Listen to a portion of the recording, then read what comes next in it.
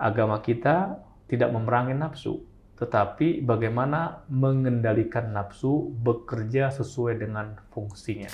Itu yang disebut dengan manusia yang sempurna, seorang muslim dan mukmin yang baik, bukan bagaimana dia itu menurutkan hawa nafsunya tanpa bimbingan wahyu. Ya kan? Sesungguhnya Rasulullah merupakan teladan. Beliau bangun malam juga tidur. Beliau juga berpuasa, tapi juga berbuka. Beliau juga beribadah, tapi juga menikah. Kata Rasulullah, waman rob, dilatih. Dan tuntutan Allah kepada kita dan ajaran kita, supaya kita mengendalikan hawa nafsu al-ammarah bisu itu, karena itu yang bisa berpotensi untuk membawa dan menjerumuskan manusia pada kesengsaraan di akhirat. Nah, puasa ini hakikatnya menekan kita, melatih kita untuk mengendalikan an-nafsu al-ammarah bisu. Tadi. Nah, kalau an-nafsul mutmainnah sudah jelas ya. Jadi yang selalu dalam kondisi kebaikan, selalu orangnya pun ridho dengan apa yang Allah berikan kepadanya, nafsunya itu selalu qanaah. Namanya juga manusia, ada aja tingkahnya. Tapi ada energi istimewa yang menggerakkan kebaikan buat sesama tanpa mengenal batasan.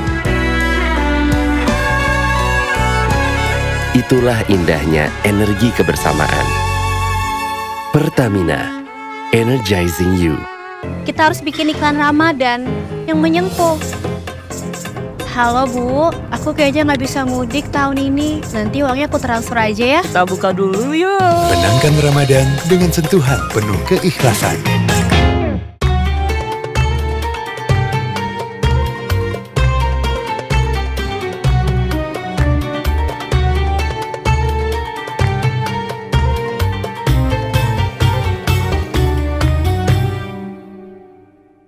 Assalamualaikum warahmatullahi wabarakatuh, pemirsa Matahari TV yang berbahagia. Seorang mukmin yang menjalankan puasa biasanya mereka mampu menahan daripada rasa lapar dan haus. Tetapi tidak jarang seseorang yang berpuasa tidak mampu menahan daripada godaan nafsu. Karena itu Matahari TV dalam program kajian Ramadan 2024 akan mengupas tema tentang berpuasa dan berkuasa atas diri sendiri.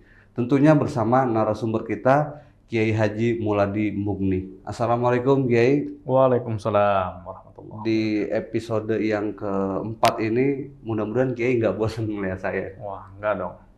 Wah, semangat terus. Semangat terus Kiai ya. Walaupun ya berpuasa tapi tetap semangat lah ya. Tetap semangat kita. Alhamdulillah. Kiai, kita di episode kali ini akan membahas tentang tadi berpuasa dan berkuasa atas diri sendiri. Sebetulnya kita akan berbicara lebih kepada bagaimana mengontrol atau mengendalikan nafsu. Tetapi sebelum masuk pembahasan terkait nafsu tadi, yang pertama bahwa berpuasa itu tadi yang saya sebutkan menahan lapar dan haus itu sudah pasti Kiai. Tetapi banyak orang-orang muslim yang berpuasa dia tidak mampu menahan daripada godaan nafsu. Sehingga akhirnya ada orang yang berpuasa tapi tetap melakukan kemaksiatan. Nah, untuk menghindari daripada perbuatan maksiat ketika berpuasa itu bagaimana menurut Kiai?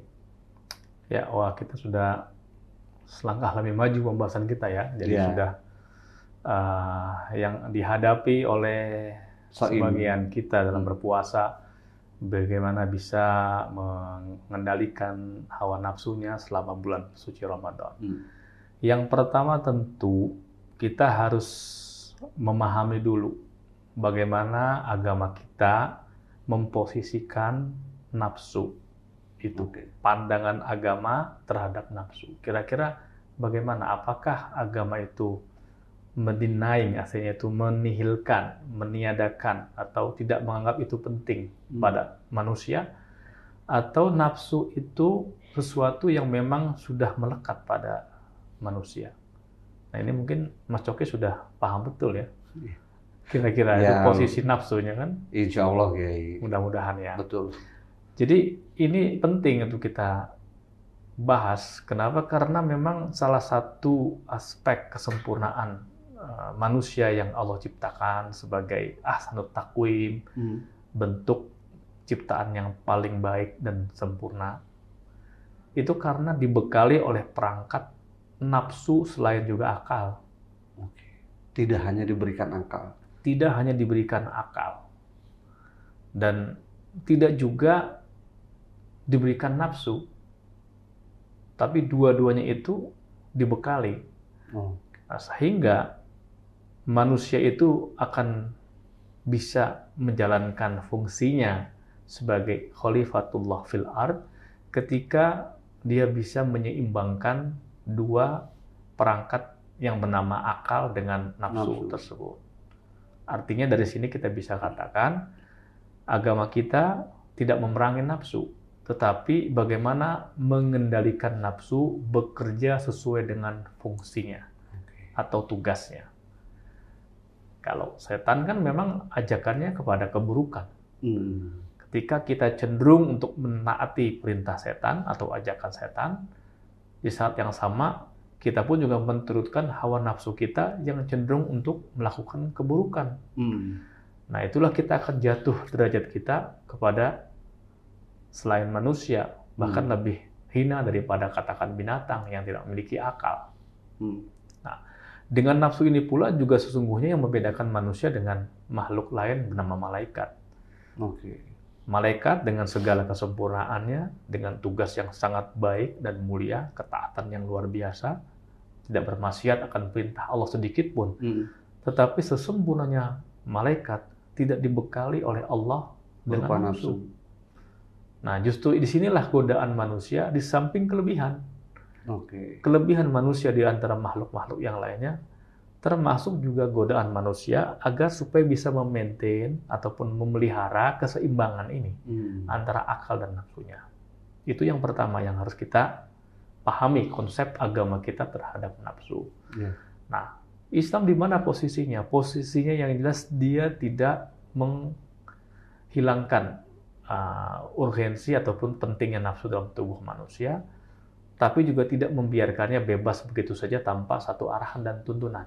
Nah, makanya ketika ini baginda Rasulullah SAW melihat ada sekelompok sahabat yang seolah-olah mereka itu mengecilkan ibadahnya Rasulullah.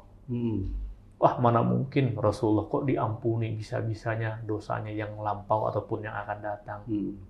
Padahal biasa-biasa saja ibadahnya. Mulai detik ini sebagian mereka mengatakan, saya akan terus berpuasa, tidak pernah berhenti, sampai yang disebut dengan shaumud dahr ya. Puasa sepanjang tahun. Tidak kenal lagi mana waktu yang diharamkan, dilarang, tapi dia tetap berpuasa. Menjalankan puasa. Kalau yang lain mengatakan, oh kalau saya akan terus qiyamul lail, nggak akan saya bangun tidur. Untuk menyayangi ibadahnya Rasulullah supaya lebih dianggap lebih hebat dan lebih bagus daripada Rasulullah. Yang lain mengatakan, saya tidak akan nikah untuk mengejar kualitas ibadah yang bisa melampaui kualitas ibadah Rasulullah. Nah, mendengar ini, Rasulullah justru bukan malah mengapresiasi. Justru yang disebut dengan manusia yang sempurna, seorang muslim dan mukmin yang baik, bukan bagaimana dia itu menurutkan hawa nafsunya tanpa bimbingan wahyu. Ya kan? Sesungguhnya Rasulullah merupakan teladan. Beliau bangun malam juga tidur. Beliau juga berpuasa, tapi juga berbuka. Beliau juga beribadah, tapi juga menikah. Kata Rasulullah, "Wa man raghiba an sunnati falaysa minni." Barang siapa yang tidak suka dengan sunnahku yang tadi, menjaga keseimbangan, ya, hidup keseimbangan antara hak Allah dengan hak dirinya dan hak sekitarnya, maka hakikatnya dia bukan termasuk golonganku. Artinya dia menuruti ajakan hawa nafsunya, ketimbang mengikuti ajakan tuntunan Rasulullah untuk seimbang dalam kehidupan di dunia ini. Mengarahkan hawa nafsu, tidak mengekangnya, tidak mematikannya. Dalam contoh yang menikah tadi, manusia dibekali kan syahwat untuk menikah dengan lawan jenis. Nah, syahwat ini tidak dimatikan. Nah, ada sebagian orang yang menganggap bahwa kedekatan dia dengan Tuhannya itu dijelmakan dengan membujang selamanya, tidak menikah, Betul. tidak diikat dalam hubungan yang sah berupa pernikahan. Artinya dia memutuskan syahwat untuk menikah untuk mencapai tingkat kedekatan dengan Tuhan. Agama Islam tidak demikian. Justru orang yang menikah dan mengarahkan nafsunya untuk tujuan yang sesuai dengan tuntunan, itu juga akan memiliki potensi orang yang akan mendekatkan dirinya dan keluarganya kepada Allah sebagai media lagi, ketika dia mampu mengarahkan nafsunya secara benar dan sesuai dengan tuntunan.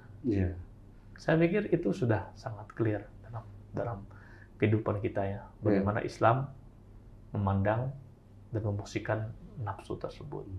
Artinya banyak mungkin masyarakat yang salah memahami bahwa nafsu ini selalu konotasinya dalam konotasi negatif, sehingga beranggapan bahwa ini harus diadakan, harus dibuang nafsu-nafsu ini, terutama bagi orang yang berpuasa tadi, dengan dorongan nafsunya sehingga dia melakukan satu kemaksiatan walaupun sedang berpuasa. Tetapi tadi Kiai sudah menjawab bahwa sebetulnya nafsu itu dikendalikan atau dikontrol oleh dirinya sendiri, karena rasa-rasanya hidup ini kalau memang sudah tiada nafsu, bahaya juga Kiai. Iya, tidak ada kehidupan. Iya, tidak ada giroh dalam hidup Kiai. Karena kalau itu kita matikan nafsunya. Tetapi tadi Kiai menjawab harus dikendalikan yang namanya nafsu ini. Artinya gini Kiai, bahwa sebetulnya tidak selalu yang namanya nafsu itu ya ke arah yang negatif. Iya. Betul ya Kiai? Betul. Ada juga berarti nafsu yang memang mendorong ke arah yang positif dan sesuai dengan ajaran agama Kiai. Betul. Nah, selanjutnya sebetulnya yang dikatakan nafsu ini apa, dan sebetulnya ada gak sih macam-macam nafsu gitu? Iya. Apakah hanya ada satu nafsu ya nafsu aja gitu? Ya, ini penting ya. Artinya apakah nafsu itu satu saja yang pasti konotasinya pasti negatif kan begitu ya? Kita pahami. Jadi ulama juga itu membagi banyak. Ada 3 paling tidak. Ada an-nafsul lawamah. Nafsul lawamah itu kita kenal dengan nafsu yang selalu mengajak manusia untuk baik dan buruk. Baik dan buruk. Suatu saat dia mengajak kepada kebaikan, suatu saat dia mengajak kepada keburukan. Nah, itu godaannya seperti itu, namanya nafsul lawamah. Nafsul lawamah. 2, mengajak potensinya itu. Yang kedua ada namanya an-nafsu lawamah. Sudah tadi ya? Nafsul lawamah. Ada nafsul mutmainnah yang kedua. Nafsul mutmainnah itu adalah nafsu yang senantiasa mengajak kepada kebaikan. Jadi memang nafsu itu menunjukkan kita, mengarahkan kita untuk berbuat baik. Selalu pada perbuatan baik. Nah, yang ketiga itu ada nafsul ammarah bisu. Nah, ini al-ammarah bisu ini hanya mengajak kepada keburukan. Nah, kita bagaimana seperti puasa juga. Kita harus bisa menyeimbangkan kehidupan ini berdialektika dengan an-nafsul lawamah tadi yang punya potensi mengajak kita kepada kebaikan dan keburukan, supaya ajakan keburukan kita minimalisir, kita sedikitkan, yang ajakan kepada kebaikan kita ikuti. Kemudian ada an-nafsu al-ammarah bisu yang memang hanya mengajak kepada keburukan, suatu perilaku yang keji. Nah, ini yang harus kita bisa kuasai. Nah, puasa ini hakikatnya menekan kita, melatih kita untuk mengendalikan an-nafsu al-ammarah bisu tadi. Nah, kalau an-nafsul mutmainnah sudah jelas ya. Dia yang selalu dalam kondisi kebaikan, selalu orangnya pun ridho dengan apa yang Allah berikan kepadanya. Nafsunya itu selalu qanaah. Nah, itu yang tingkatan-tingkatan yang sangat baik yang harus kita bisa miliki. Nah, jadi dalam surah Yusuf juga kan dikatakan bahwa ketika Nabi Yusuf bukan tergoda, artinya digoda oleh istri petinggi kerajaan Mesir, ya kan, Azizul Misr, beliau katakan, wa ma ubri'u nafsi, saya tidak membersihkan diriku, bahwa aku memang selalu diberikan potensi untuk juga tergoda dengan hal-hal yang buruk. Innan nafsa la ammaratum bisu. Sesungguhnya nafsu ammarah bisu itu selalu mengajak saya ataupun manusia kepada keburukan. untuk berbuat keburukan. Iya. Nah, illa ma rahima rabbi, kecuali kata Nabi Yusuf itu dalam firman-Nya dalam Al-Qur'an, kecuali orang-orang yang diberikan rahmat. Artinya ketika kita berdoa kepada Allah, ya Allah berikanlah kau rahmatmu supaya aku bisa mengungguli dan bisa mengendalikan nafsu ammarah bisu yang senantiasa mengajak aku untuk ke jalan keburukan. Inna rabbi laghafurur rahim, sungguhnya Allah Maha pemberi ampun ya. Nah, ini yang selalu diajarkan. Selalu kita diminta Allah untuk berdoa agar senantiasa dibimbing olehnya agar terhindar daripada nafsu al-ammarah bisu yang selalu mengajak kepada keburukan. Saya potong sedikit, Kiai. Ya. Tadi ada 3 kategori nafsu ya. Ya.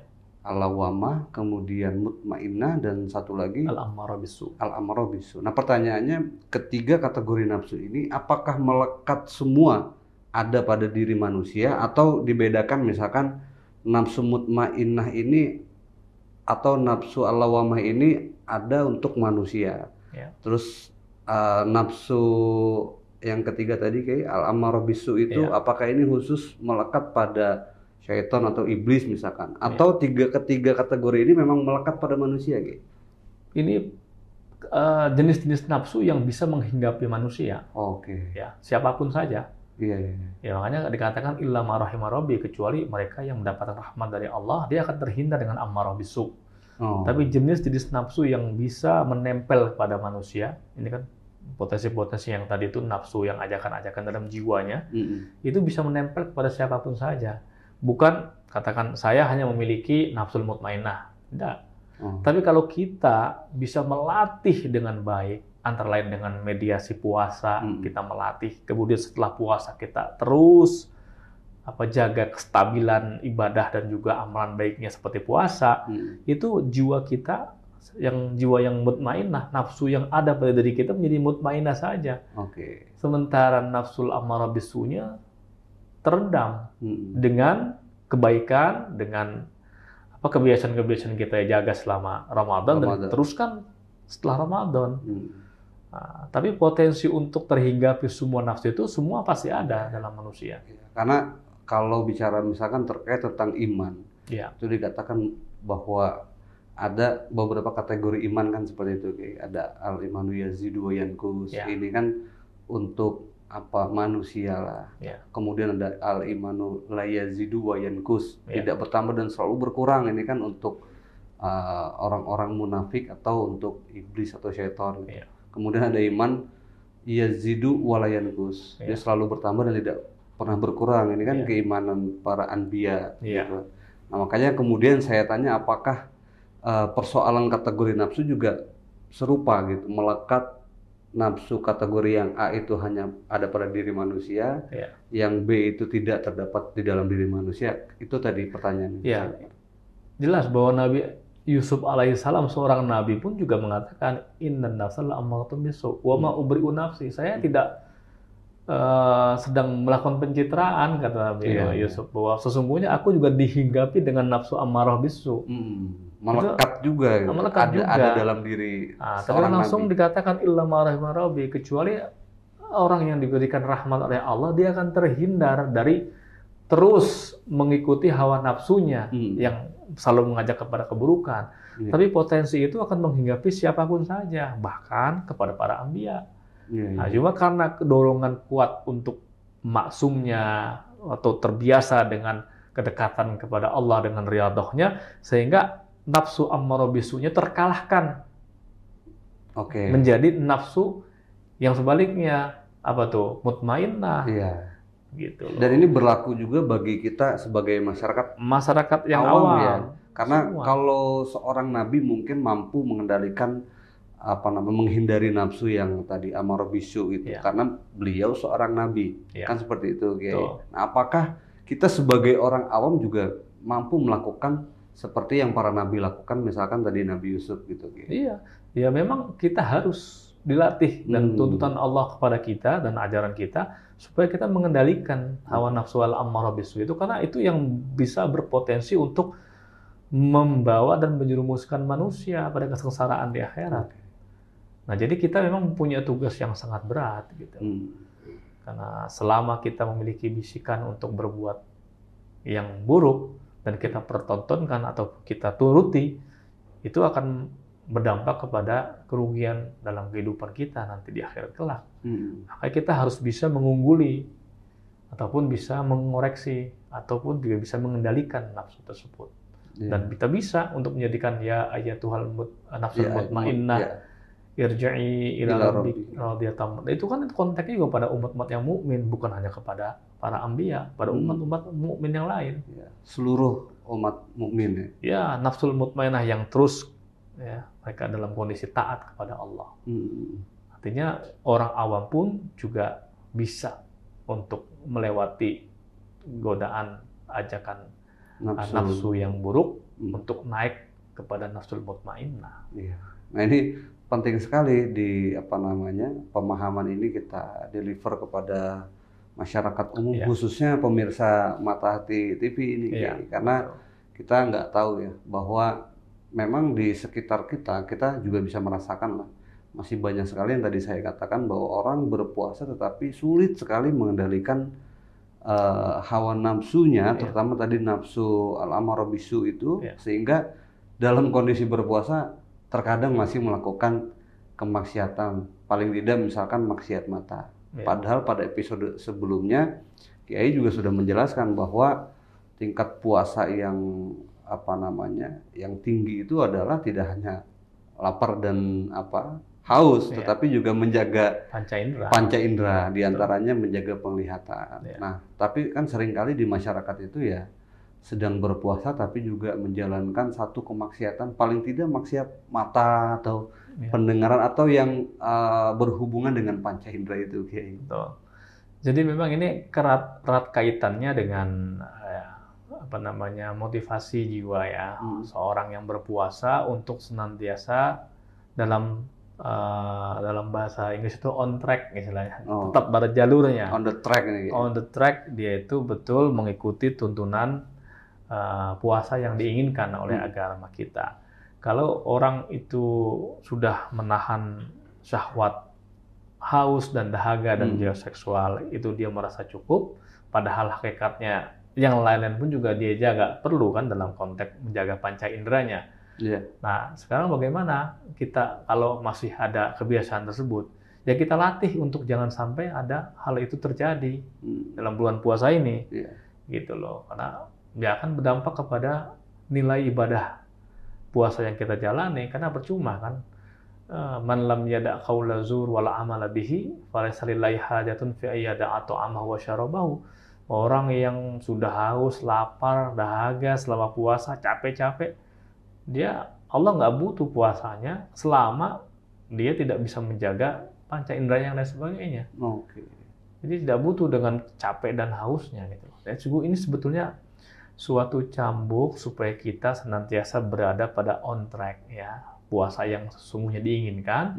Tetapi lagi-lagi memang namanya nafsu itu kan selalu ada.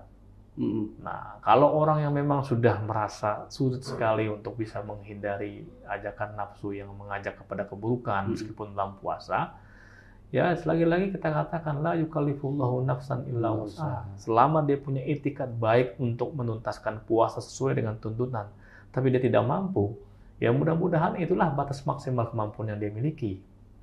Nah, yang terpenting dia selalu ketika melakukan perbuatan maksiat, dia harus bertaubat kan gitu kan. Nah, taubat inilah yang menjadi satu indikasi ataupun tanda bahwa dia itu masih memiliki zat yang maha pengampun, zat yang maha penyayang. Jangan pernah berputus asa. Manusia memang dibekali nafsu. Ketika orang berbuat salah dan dia dalam keadaan berpuasa, selama nggak batal secara syariat ya, hanya batal dalam konteks kategori level ya orang yang puasa khusus katakan ya, dia panca inderanya tidak berpuasa. Nah, dalam konteks itu ya kita istighfar, minta ampun kepada Allah. Allah katakan dalam hadis at-taibu minadz-dzanbi kaman la dzanba lahu, orang yang bertaubat dari dosanya itu seolah-olah tidak memiliki dosa lagi. Beristighfar itu merupakan bagian dari bentuk taubat. Bentuk taubat daripada kesalahan-kesalahan yang tidak membatalkan ya, Tidak membatalkan puasa. tidak membatalkan puasa secara umum, Iya. secara syariat, Hmm.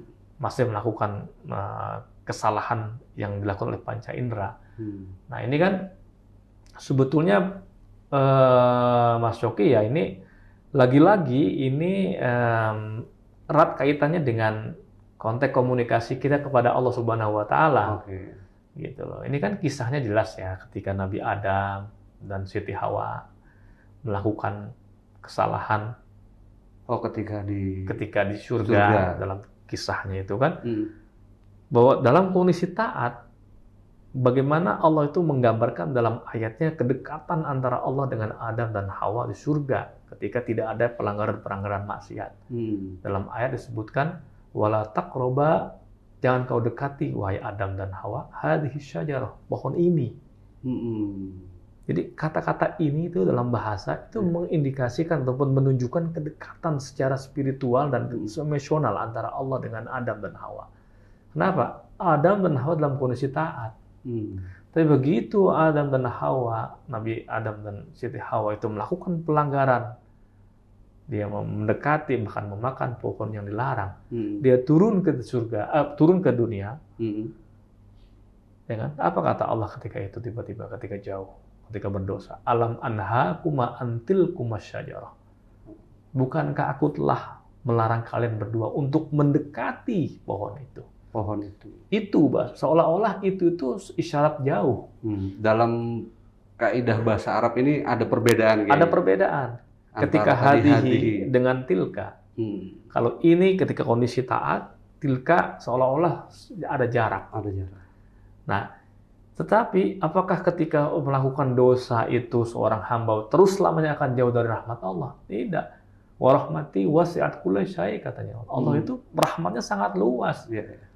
Ketika seorang hamba mengakui dia itu berbuat salah, dosa, dia begitu langsung taubat dan juga kembali kepada Allah. Allah sangat gembira dengan taubatnya seorang hamba. Itu bentuk rahmat Allah yang sangat luas itu. Rahmat Allah yang sangat luas. Jadi jangan pernah berputus asa. Saya sudah pasti nggak diterima puasanya karena saya melakukan pelanggaran yang dilarang panca indera saya. Iya. Lalu tiba-tiba semakin terpuruk dan akhirnya tidak semangat meneruskan puasa yang syar'i tadi. Iya. Justru kan akan salah. Betul. Nah, justru ada syariat zakat ketika selesai ibadah puasa. Itu hakikatnya juga untuk menambal sebetulnya ya.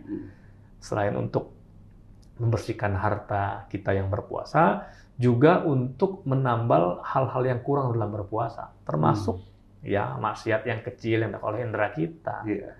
Walaupun dalam konteks orang yang berpuasa, maksiat kecil yang dilakukan itu tidak membatalkan puasa, kayak. Ya. Tetapi tetap harus diimbangi dengan perbuatan taubat lah. Karena dalam hal berpuasa kita tidak mampu menjaga indera penglihatan kita misalnya. Ya. Kalau dalam konteks tasawuf itu sebetulnya tidak ada istilah dosa kecil dan besar.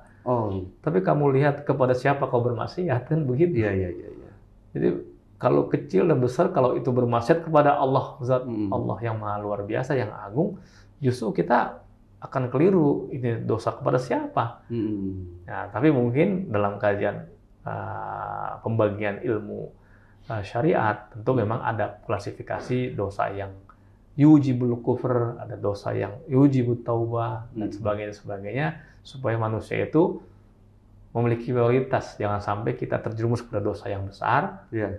Dan kalau kecil ya bisa diampuni, dimaklumi Allah dengan bertaubat.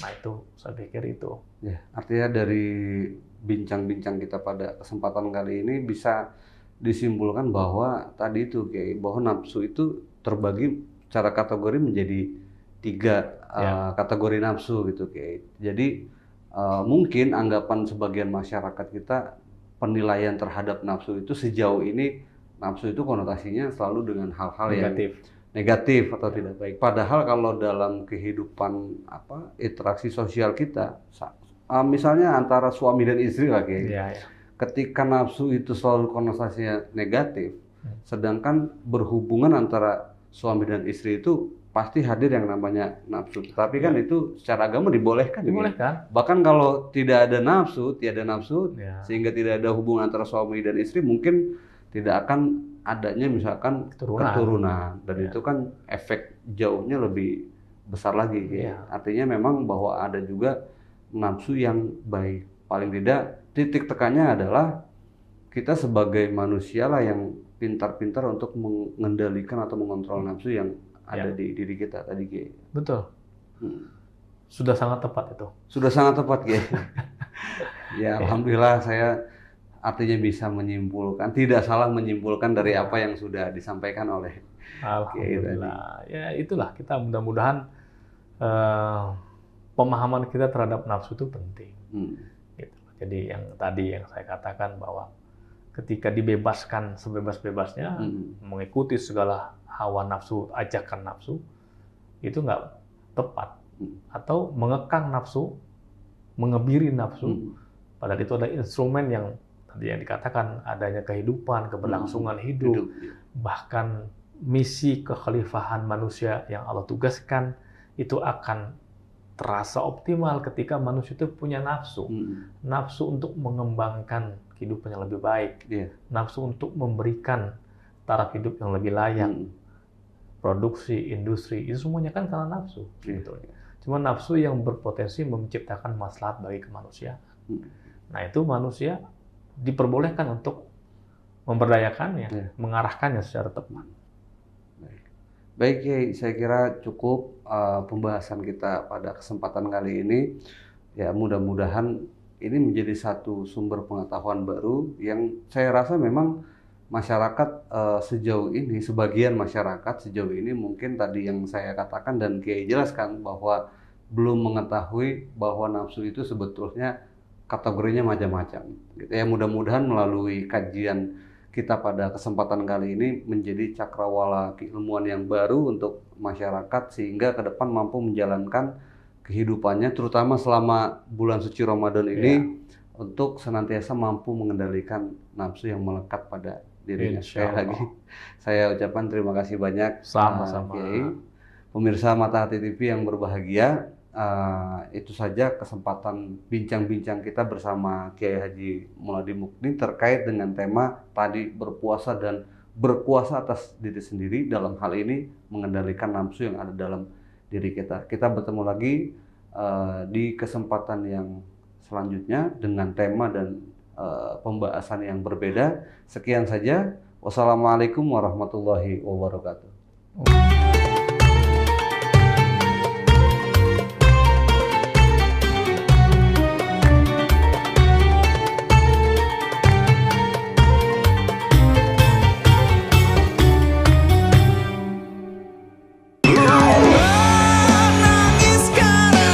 Namanya juga manusia, ada aja tingkahnya. Tapi ada energi istimewa yang menggerakkan kebaikan buat sesama tanpa mengenal batasan. Itulah indahnya energi kebersamaan. Pertamina, energizing you.